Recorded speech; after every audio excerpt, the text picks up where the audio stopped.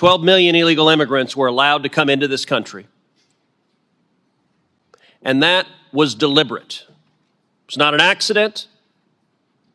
It was not negligence. It was a deliberate choice. They looked at 12 million illegal immigrants and they saw what they believed would be future Democrat voters. In his first 71 days in office, President Biden released 184,241 illegal immigrants. That was a decision. By the way, it was a lawless decision. Federal immigration law says they shall be deported. No president has ever done what this administration did, which is say, we don't care about the law. We are all about partisan politics, and we're going to let them all go. And God help the communities we release them into. Senator Ted Cruz stepped up to that podium and unleashed a verbal gut punch that sliced right through the usual Washington smoke and mirrors. This wasn't some polite stump speech. This wasn't theater. This was a full-on reckoning. For 4 long years, Americans have watched their southern border get turned into a wide-open turnstile, an invasion on a scale Cruz called unprecedented in the entire history of this country. 12 million illegal immigrants, 12 million individual decisions, 12 million ripple effects crashing into American communities. Cruz didn't waste a single second on niceties. He opened with a line so raw and direct it sucked the air out of the chamber. 12 million illegal immigrants entered America under the Biden administration, and he didn't stop there. He flat out said this wasn't bungling or bad luck, it was deliberate. He accused every single Democratic senator and House member of looking at those 12 million people and seeing one thing: future voters. Not a humanitarian nightmare, not a national security disaster, just raw political math. More bodies, more ballots. Cruz then proceeded to methodically shred the tired excuse that the administration just couldn't control the border. He brought the receipts. Let's dive in. His first 71 days, Joe Biden averaged 2,600 releases per day. Let's compare that to the same 71-day period in 2025 under President Trump. Joe Biden, 184,241. Donald Trump, 9. Not 9,000, not 900, 9. That is a 99.995% reduction. At the State of the Union address, Democrats did something else unprecedented. They decided they wouldn't stand for the president. They wouldn't applaud for the president. The only thing they would do is emanate hate and rage for the president of the United States. So Alexis Nungary was at the State of the Union address. I've gotten to know Alexis well, the mother of Jocelyn Nungary, a beautiful 12-year-old girl raped and murdered in my hometown of Houston. The Democrats sat there and wouldn't applaud for the mother whose baby girl was taken from her.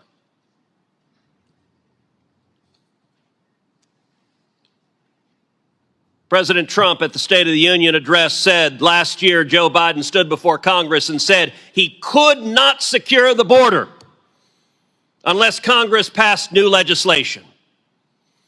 And as President Trump pointed out, it turned out we didn't need new legislation, we just needed a new president. You look at gotaways. Under Joe Biden, over 3 million gotaways. Who are gotaways? They're the most concerning of all of the 12 million that came into this country, because gotaways are the illegal immigrants we know were here. We see signs of them. We see tracks. But they didn't turn themselves in. Gotaways are much, much more likely to be murderers, much more likely to be rapists, much more likely to be child molesters, much more likely to be gang members, much more likely to be terrorists.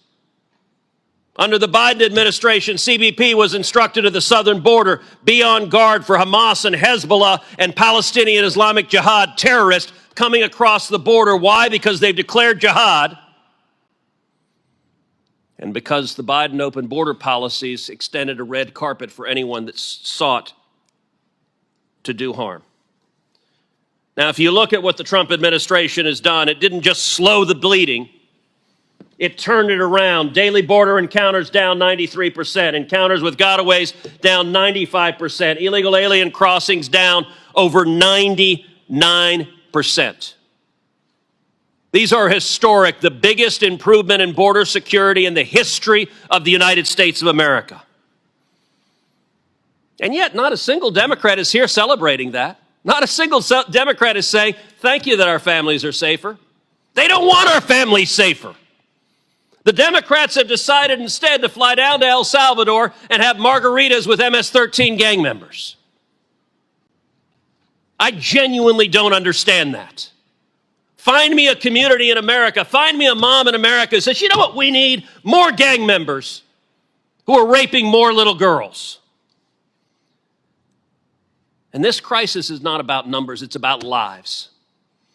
Laken Riley, a beautiful 22-year-old girl in Georgia, murdered by an illegal immigrant the Democrats released.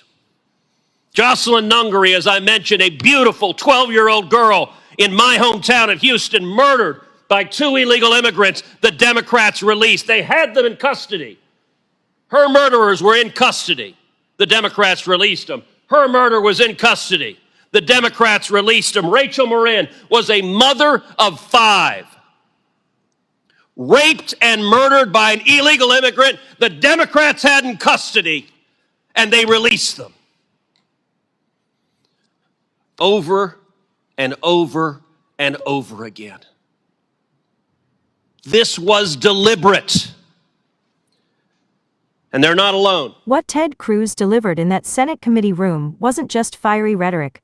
It was a brutal, data-backed masterclass in real accountability. The numbers he dropped aren't cherry-picked partisan spin. They're straight from official government reports, cold hard stats that scream the truth nobody wants to hear. 12 million illegal immigrants poured in under policies Cruz proved, beyond any shadow of a doubt, were intentional choices, not accidents. Look at this contrast and try to explain it away.